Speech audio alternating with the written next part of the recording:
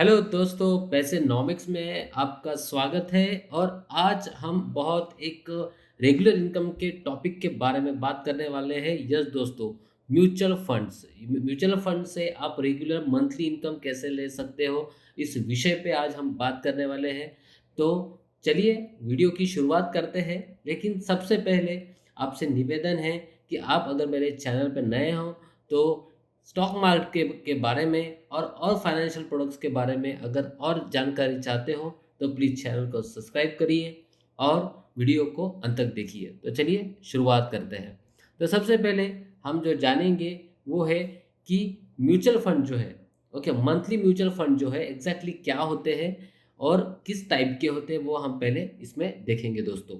तो सबसे पहले इसमें दो टाइप के म्यूचुअल फंड्स होते हैं। पहला जो म्यूचुअल फंड होता है वो होता है ग्रोथ ओरिएंटेड म्यूचुअल फंड होता है, और सेकंड जो होता है डिविडेंड ओरिएंटेड म्यूचुअल फंड होता है। अभी ये नॉर्मल म्यूचुअल फंड है। यहाँ पे ये जो ग्रोथ ओरिएंटेड म्यूचुअल फंड है ये आपको लॉन्ग टर्म एप्रिसिएशन के लिए काम में आएगा। लॉन्ग टर्म आप यहाँ पे आपके एसेट्स बना सकते हो।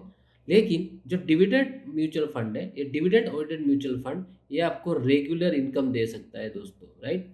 जैसे कि आप बैंक में एफडी रखते हैं तो मंथली वहाँ पे आप कैसे विड्रॉल लेके इनकम ले सकते हो, वैसे ही स्टॉक मार्केट में ये जो म्यूचुअल फंड है आपके इन्वेस्टमेंट का जो एप्रिसिएशन है वो भी होगा, कैपिटल एप्रिसिएशन, कैपिटल गेन जिसे हम कहते हैं, और साथ ही साथ आपको डिविडेंड का भी बेनिफिट होगा।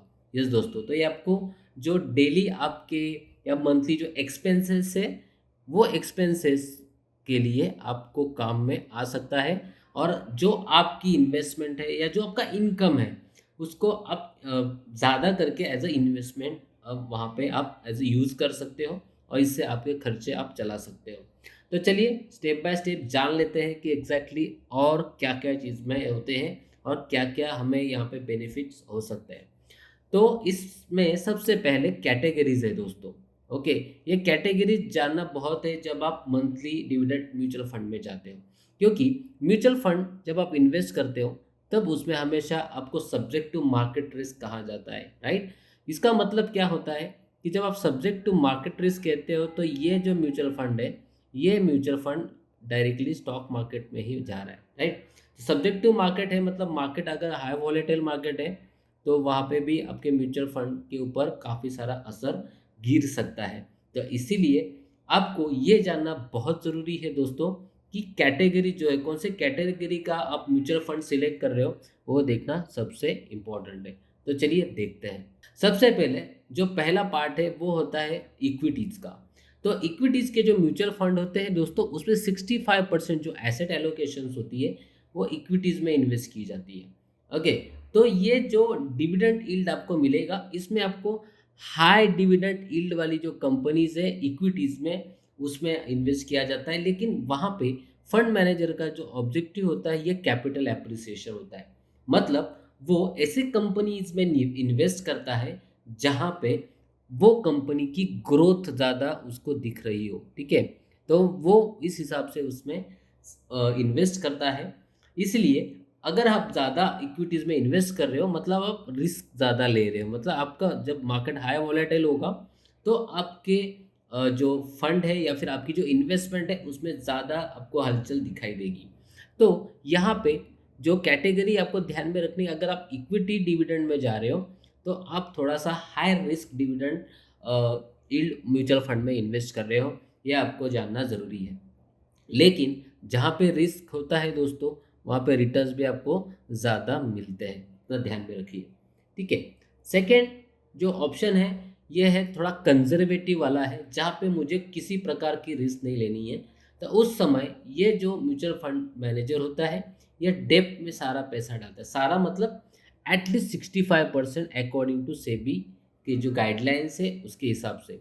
फिर वो कहाँ पे पैसा लगेगा, ठीक है, वो जाएगा आपका डेब्ट्स, मतलब आपके गवर्नमेंट के बॉन्ड्स, कॉर्पोरेट बॉन्ड्स जो होते हैं जिसमें फिक्स रेट ऑफ रिटर्न आपको सालाना मिलता है। और वहाँ पे किसी भी प्रकार की रिस्क नहीं होती है दोस्तों, बहुत ही लो रिस्क होती है, क्योंकि वहाँ पे फिक्स रिटर्न्स मिलते हैं। तो सब्जेक्टिव मार्केट रिस्क वो नहीं होता है, क्योंकि वो बॉन्ड्स होते हैं, डेब्ट्स होते हैं। तो इसीलिए यहाँ पे मेजर जो ऑब्जेक्टिव होता है म्यूचुअल फंड मैनेजर का, ये होता है कि हाई डिविडेंड यील्ड वाले, याद रखिए, हाई डिविडेंड यील्ड वाले जो म्यूचुअल फंड्स है, मतलब सॉरी, हाई डिविडेंड यील्ड वाले जो बॉन्ड्स है, उसमें जो डेब्ट इंस्ट्रूमेंट है उसमें उसको निवेश करना है, और वहाँ से आपको स्टेडी इनकम देना है हर महीने में। तो ये ध्यान रखिए, तो इसीलिए वो ज़्यादा करके फोकस करेगा ऐसे म्यूचुअल फंड के ऊपर जहाँ पे mutual fund high dividend yield आपको देगा। तो ये थोड़ा-सा डिफरेंशिएट करता है दोस्तों as compare to equities and डेब्ट। तो इक्विटीज़ की जैसे हमने अभी देखी बात, जिसमें आपका रिस्क जो है ये हाई है, बहुत ही हाई वोलेटाइल मार्केट है। हाई वोलेटाइल मार्केट में ये बहुत ही ऊपर-नीचे ये हो सकता है, लेकिन डेब्ट इंस्ट्रूमेंट में अगर आप जाते हो तो उतना ये वोलेटाइल नहीं होगा दोस्तों। तो ये आपको याद रखना है। नेक्स्ट, जैसे डिविडेंड इक्विटीज की बात करें तो कुछ टॉप 10 स्टॉक्स जो है अकॉर्डिंग टू रेटिंग मैंने लिए हुए हैं, जिसमें टेम्पल्टन है, प्रिंसिपल डिविडेंड है, आईसीआईसीआई प्रू इक्विटी डिविडेंड है, यूटीआई डिविडेंड यील्ड फंड है, आदित्य बिरला है। तो काफ़ी ये टॉप 10 ऐसे म्यूचुअल फंड्स है जो खाली इक्विटीज़ में करते हैं। उनके रिटर्न भी आप देख सकते हो साल भर में 71%, 52, 59, 50% के, क्योंकि रिस्क भी काफ़ी है इसलिए दोस्तों। ठीक है, तो डिविडेंड यील्ड ये ऐसा एक म्यूचुअल फंड का टाइप है, कैटेगरी है डिविडेंड म्यूचुअल फंड्स, जहाँ पे आप रेगुलर इनकम ले सकते हो। ये हो गया इक्विटी के बारे में। ये जो डेप्ट वाले फंड होते हैं, इसको मैं आपको वीडियो के लास्ट में लेके जाऊंगा, जहाँ पे मैं आपको ऑनलाइन दिखाऊंगा कि मार्केट कैपिटल के हिसाब से कैसे कैटेगरीज होती है। तो थोड़ा सा विस्तार से देखेंगे उसमें। अभी ये जान लेते हैं कि मेरे एडवांटेजेस क्या है। मैं अगर यहाँ पे म्यूचुअल फंड में निवेश कर रहा हूँ तो मेरे एडवांटेजेस क्या है। ओके, सबसे पहला एडवांटेज है दोस्तों फ्लो ऑफ द मनी, जो आपको कांस्टेंट पैसा देने वाला है।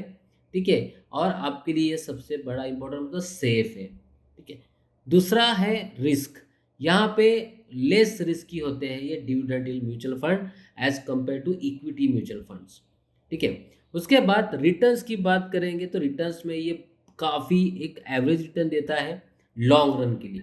ठीक है, रिटर्न होनी चाहिए लेकिन कंसिस्टेंसी होनी चाहिए, इसके लिए डिविडेंड यील्ड म्यूचुअल फंड सबसे इम्पोर्टेंट है। ठीक है, इसीलिए यहाँ पे fund manager blue chip company को ज़्यादा करके प्रेफर करता है उसके पोर्टफोलियो में, और उसमें निवेश करता है, जिसकी वजह से आपको एक्सेलेंट जो है रिटर्न मिले, क्योंकि ये जो कंपनीज है इनका ट्रैक रिकॉर्ड भी एक्सेलेंट होता है, तभी वो उसमें निवेश करता है। अब तब जाके आपको एक हाई डिविडेंड कंटिन्यू इनकम से मिलता है। तो उसको सबसे पहले करना क्या पड़ता है दोस्तों, जो कंपनीज है जो लॉन्ग टर्म के लिए अच्छा परफॉर्म कर रही है इन टर्म्स ऑफ डिविडेंड दे रही है, क्योंकि डिविडेंड कैसे मिलता है, अगर कंपनी प्रॉफिट कमाएगी तो ही आपको डिविडेंड वहाँ पे वो दे सकती है। हाँ, इसके लिए कंडीशन भी है, डिविडेंड के लिए वो उनको प्रोविजन भी करना पड़ता है कि अगर प्रॉफिट नहीं भी बनता है तो उनके प्रोविजन से वो वहाँ पे दे भी सकते हैं, क्योंकि उनको मार्केट में उनका गुडविल जो है, कस्टमर नहीं बोल सकते हम, इन्वेस्टर का जो इंटरेस्ट है, इन्वेस्टमेंट इंटरेस्ट, वो बना के रखना पड़ता है। इसीलिए वो अट्रैक्ट करने के लिए डिविडेंड पे करती है, जो हमने लास्ट वीडियो में कवर किया था।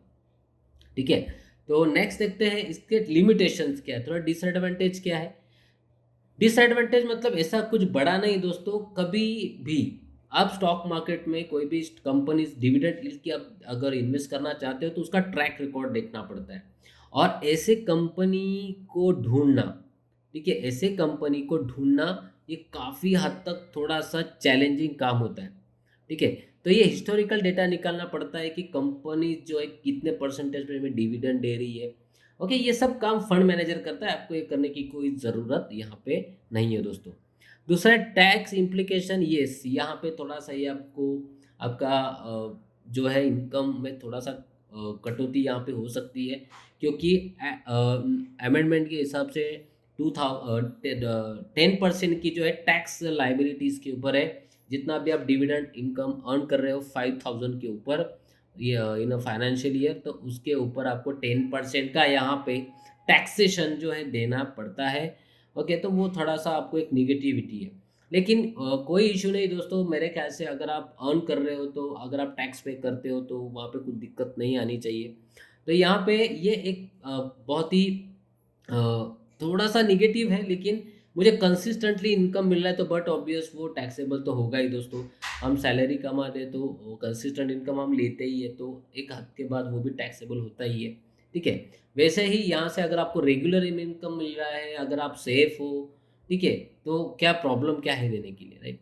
लेकिन कुछ ऐसे म्यूचुअल फंड है, लाइक जैसे हम ईएलएसएस की बात करते हैं, जो फिक्स होते हैं 3 से 5 साल के लिए। उसमें आपको टैक्स लायबिलिटी का भी बेनिफिट मिलता है, आपको टैक्स वहाँ पे नहीं लगता है। तो हम टैक्सेशन जो होते हैं, म्यूचुअल फंड के ऊपर टैक्सेशन कैसे ले करते हैं, कैलकुलेशंस क्या होते हैं, वो अलग वीडियो में हम कवर करेंगे, नहीं तो फिर ये वीडियो काफ़ी बड़ी बन जाएगी।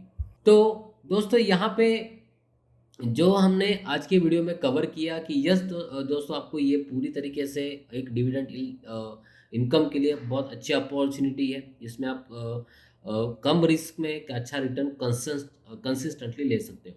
अभी जो ये लिंक है, ये लिंक के ऊपर हम जाएंगे और यहाँ पे देखेंगे कि एग्जैक्टली स्टॉक मार्केट जो है हमें किस तरीके से मतलब जो returns, in terms of return जो है हमें कैसे काम में आ सकते हैं। तो दोस्तों यहाँ पे हमने ये लिंक ओपन की है फिन कैश की, जहाँ पे जो top dividend yield paying funds है फाइनेंशियल ईयर 2021 में भी आपको मिल सकते हैं। इसमें कैटेगरी की गई है, जैसे कि यहाँ पे आपको देख रहे हो लार्ज कैप है। ठीक है, तो ये लार्ज कैप के आपको जो इक्विटीज़ है, ये इक्विटी फंड्स के परफॉर्मेंस है। इसमें एसबीआई ब्लू चिप आपको दिखेगा, जो जिसका एनएवी 28 रुपीज़ चल रहा है। ओके। और यहाँ पे तो इनका जो नेट एसेट वैल्यू है, ओके, वो 26,000 करोड़ है। और इसका 5 ईयर्स का 11% एवरेज रेट ऑफ रिटर्न है। ठीक है। 2019 से कैलकुलेट करें तो 11% का यहाँ पे एवरेज रेट ऑफ रिटर्न है। तो इस तरीके से आप ये देख सकते हो। उसके बाद जो है नेक्स्ट है आदित्य बिरला है। तो ये लार्ज कैप वाले हो गए, उसको हम नेक्स्ट कैटेगरी और देखते हैं। ये टॉप 5 दिए हुए हैं। ठीक है। उसके बाद दूसरा जो कैटेगरी है वो हम देखेंगे मिड कैप है।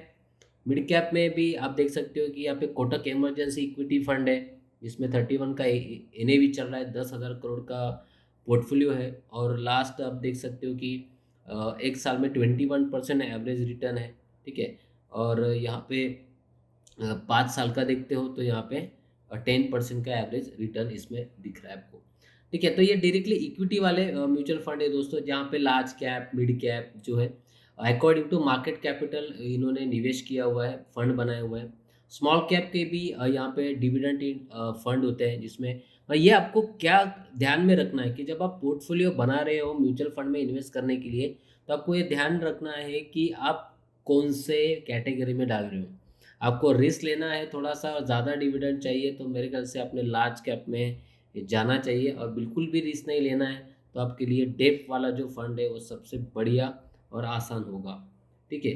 कैसा होता है देखिए, यहाँ पे डिविडेंड कंसिस्टेंटली कौन देगा? जो कंपनी ऑलरेडी हम कह सकते हैं कि मैच्योर्ड हो चुकी है, ना वो कहते हैं ना कि ग्रोइंग फ़ेज़ में है, ना वो नीचे मतलब रिसेशन फेज़ में है। वो पूरी तरीके से सेटल हो चुकी है, मैच्योर्ड हो चुका है बिज़नेस, या कोई कॉम्पिटिटर्स नहीं है। लेकिन इस तरीके से एक वो अपना मार्केट में जो बोलते हैं ना कि एक बेस बना चुकी है, तो उनको मार्केट के सेंटिमेंट से कोई फ़र्क नहीं पड़ता है। तो ऐसे वो large cap blue chips company ही आपको अच्छा पैसा वहाँ पे दे सकती है। ठीक है, इसलिए आपको दिख रहा होगा कि यहाँ पे मैं स्मॉल कैप भी देख रहा हूँ, लेकिन स्मॉल कैप में लॉन्ग रन में कोई ज़्यादा रिटर्न यहाँ पे डिविडेंड में नहीं दिख रहा है ऑन एन एवरेज। तो इसलिए आपको एक तो लार्ज कैप में इन्वेस्ट करिए, या फिर आप सीधा जो है डेप में यहाँ पे इन्वेस्ट कर सकते हो। तो स्मॉल कैप के बाद अभी हम देखते हैं आगे, देखिए मल्टी कैप भी दिया हुआ है, डाइवर्सिफाई किया हुआ है पूरी तरीके से। तो अगर आपको डाइवर्सिफिकेशन ये एक बेस्ट रूल होता है इन्वेस्टमेंट का, कि एक जगह पूरा पैसा ना लगाए, अलग-अलग सेक्टर में लगाए, तो आपको बेनिफिट हो सकता है। तो इसमें भी आप देख सकते हो कि लास्ट 1 साल में 11% रिटर्न है, 3 साल में जो है 34% रिटर्न है, 4 साल में। ठीक है, 34,000 का इनका फंड है। तो यहाँ पे मैं जैसे पहले भी कहा है आपको, आप डेप्थ में भी जा सकते हो, डेप्थ वाला भी आपके लिए अच्छा रहेगा, या फिर लार्ज कैप के लिए आप जा सकते हो, अगर आपको रिस्क लेना है तो। नहीं तो फिर ये जो ईएलएसएस वाला है, जैसे मैंने आपको कहा, इसमें टैक्स बेनिफिट होता है, लॉकिंग पीरियड होता है 3 साल का, जिसमें आपको इनकम टैक्स बेनिफिट में आप ले सकते हो। ठीक है, तो यहाँ पे अभी मैं बढ़िया नहीं कहूँगा, लेकिन अच्छे रिटर्न्स है। साल भर में 6.5%, सॉरी 78% है, 5 साल में 14% है। तो ऑन एन एवरेज अच्छे ही रिटर्न्स इसमें मिल रहे हैं, ठीक है, इन टर्म्स ऑफ डिविडेंड।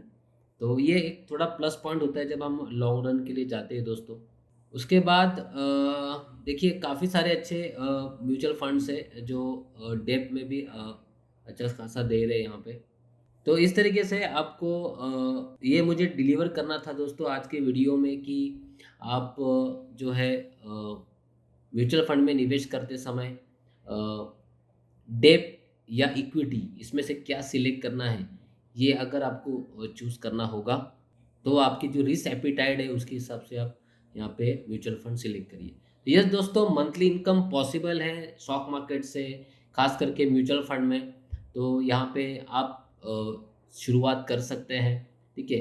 तो बस आज की वीडियो में इतना ही। तो वीडियो कैसा लगा दोस्तों प्लीज़ कमेंट बॉक्स में मेंशन करिए। अच्छा लगा है तो प्लीज़ लाइक करिए और शेयर और सब्सक्राइब ज़रूर करिएगा दोस्तों। तो थैंक यू सो मच दोस्तों।